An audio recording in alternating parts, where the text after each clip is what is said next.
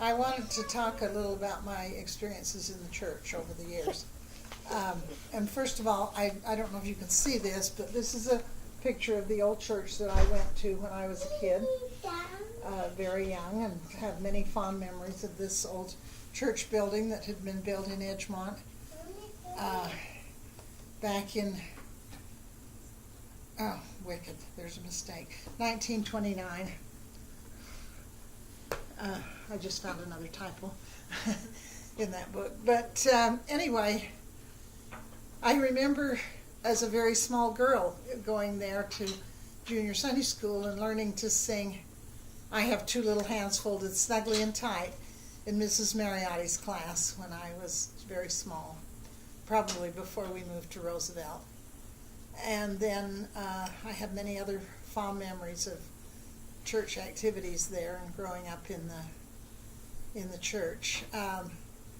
My family, of course, was really active, and we participated a lot.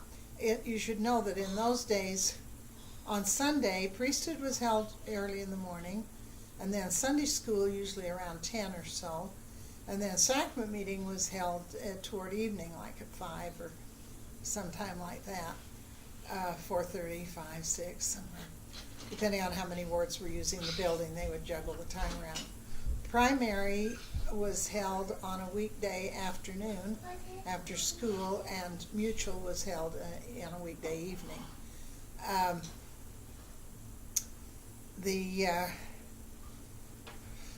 One of the things I particularly remember is when I was a Maya maid, we were supposed to select a rose as our symbol. That was the symbol of Maya maids in those days.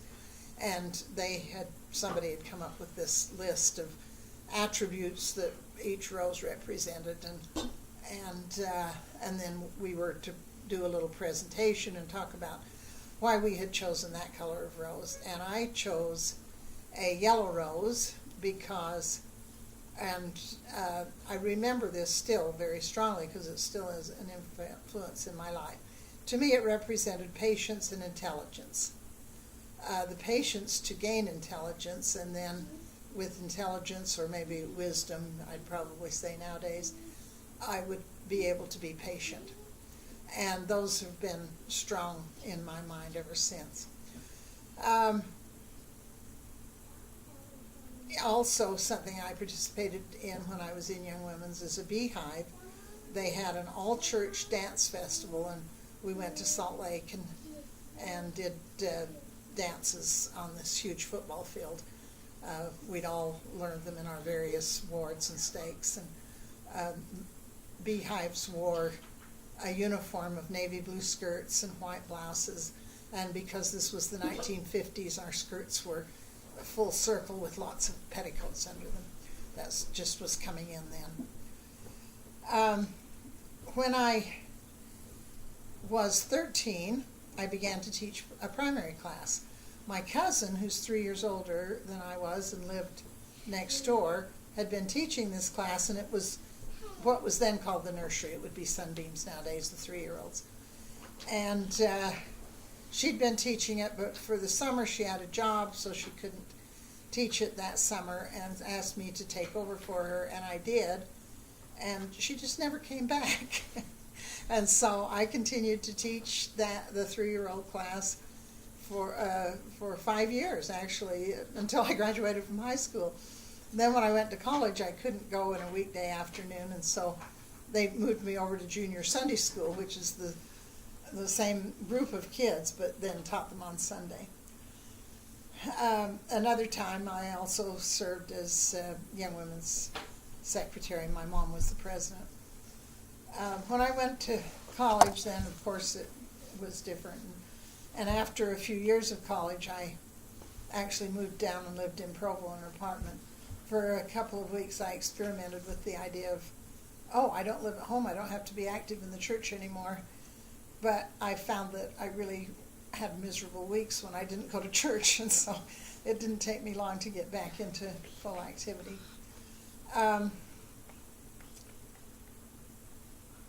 When I was thinking of a mission, I think my bishop must have called me in and asked what I thought about the idea. My friend Lynette had gone or was going, and I assured him that I did not want to go on a mission. I was going to finish college. But of course that started me thinking about it, and I had a long conversation with a friend who encouraged me to consider the fact that if you've been given much, you owe something back, and also as a symbol of what I really believed in, that a mission would be a good thing to do. While I was on my mission, the first area I was in, so I went back to the bishop and told him, yes, I'd like to. And I was so excited and thrilled when I got my mission call to go to England. I couldn't have imagined a better place to go for me. And I was very, very thrilled about that. We went to the mission home for 1 week to learn to be missionaries. And that's when we went to the temple and were set apart by a general authority for our missions. But when I arrived in Manchester,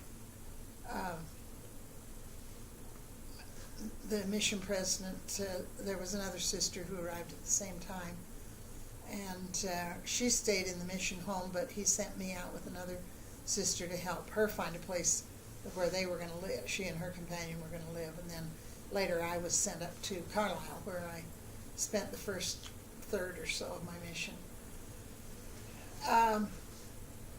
I felt, a need to feel that I really had a testimony, and also for forgiveness, to be able to repent of some of the silly things I had done in my teenage and earlier years. And so I made this a matter of prayer and pondering and so on. And one night, as I was praying, I really had a confirmation of the Spirit that, yes, the gospel was true, the things I was teaching were true, and that my sins were forgiven and I could move forward.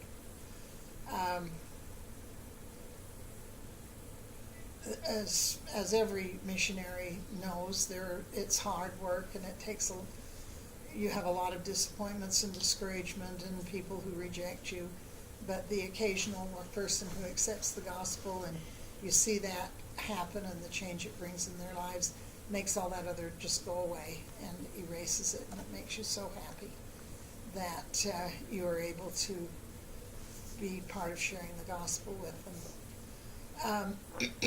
After we were married, in the various places that we lived, I taught primary. Sometimes I helped coach direct a road show in Brigham City when we lived there, and continued to be active and participating in the gospel in every way that I could. We came to Highland, and that ward reminded me a lot of the ward I had grown up in. The members loved their ward building, and it was an important central gathering place to them and everything, and I really enjoyed being here in Highland. At one time, I remember, before we came here in American Fort, I learned an important lesson. When Bronson was a baby, I had 4 children. The oldest one was just barely 5. And I wrote about that time and my feelings in an article called The Home Concealed Woman, where I felt like I was just sort of buried in my life as a young mother. But one day watching General Conference, this is when it was 3 days, and I remember Elder Harold B. Lee was the speaker, and I just had an overwhelming feeling at that time that the Lord knew me and loved me, and that part of this was my own fault because I had quit reading the scriptures. I'd sort of assumed that I'd read them so much in the mission that I already knew everything that was in them. But that's not true, because there's a lot in the scriptures that you don't know unless, I mean, the answers come when you're in a situation, and you find those in the scriptures. So over the next many years, I tried to make sure that I made time to read the scriptures. And I always really wanted to have family scripture time too. And we did quite a bit of some of the time. A constant battle to reinstitute that as an important part of our daily lives. But I did learn that first I had to read the scriptures myself on a regular basis before I could influence the other members of the family to do it. And still to this day, the most valuable part and important part of my day is in the mornings when I get up early and read scriptures and have my own prayer and time to sort of listen and communicate with the Lord. In Highland, I've had many opportunities for service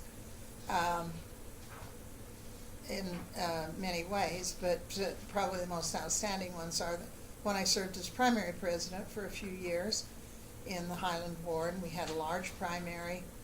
I followed Sister Carol Bueller in that calling and served for a few, 5 or 6 years, I don't know.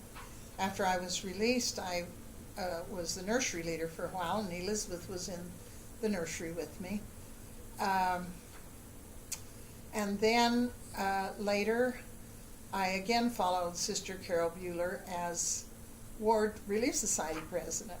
And I really enjoyed that calling and had many wonderful experiences with the sisters, and I loved the sisters of this ward and still do. And my counselors and secretaries. And it was a wonderful opportunity for me. And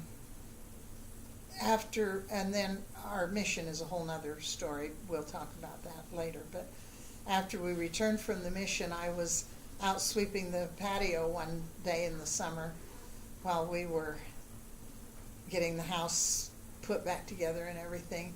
And the thought just came into my mind, didn't Carol Bueller serve as Stake Relief Society president? And I knew from that moment that, again, I would follow her in another presidency calling. And so when President Gibson called, or his executive secretary called, and he called me for it to come in, and he called me as Stake Relief Society president, I was not really all that surprised.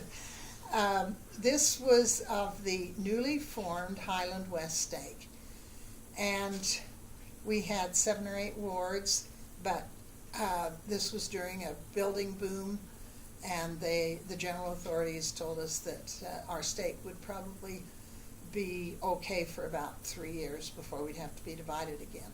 And during that time, we went from 8 to 16 wards. And so a good deal of our efforts was in orienting and training the new presidencies and encouraging them. And also we tried to, our stake presidency didn't want us to hold a lot of extra activities, but we did have a dinner before the Relief Society broadcast in the fall.